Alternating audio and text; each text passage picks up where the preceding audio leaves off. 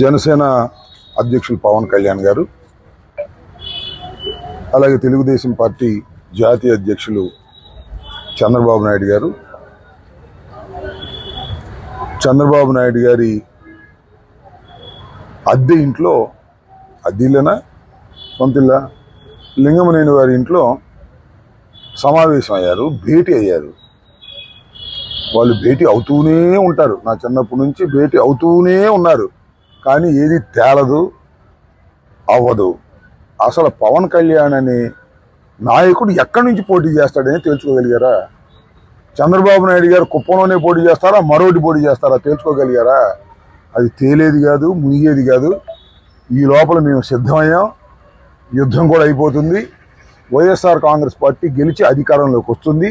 అప్పుడు దాకా వీళ్ళు సీట్లు తేల్చుకోలేరు.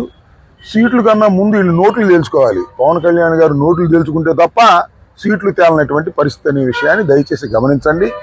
పవన్ కళ్యాణ్ నమ్ముకున్న వాళ్ళు కుక్క తోక పట్టుకొని గోదావరి ఈదినట్టు అవుతుంది. ఆయనకి ముష్టి సీట్లు ఇస్తారు, 3, 30, 25 ఇస్తారు. వాటితో సర్దుకుంటారు. సీట్లు ఏమైనా ముష్టిస్తారు కానీ క్యాష్ మాత్రం బలంగా ఇస్తారు. దానికోసం ఆయన ఎదురు చూస్తున్నాడు. ఎవరైనా పవన్ కళ్యాణ్ గారిని నమ్మి ఆయనతో ప్రయాణం చేసేవారు ఏమవుతారనేది ఒక వారం 10 రోజుల్లోనో లేకపోతే నెల రోజుల్లోనో తేలబోతుందని ఈ సందర్భంగా నేను చెప్పదలుచుకున్నాను.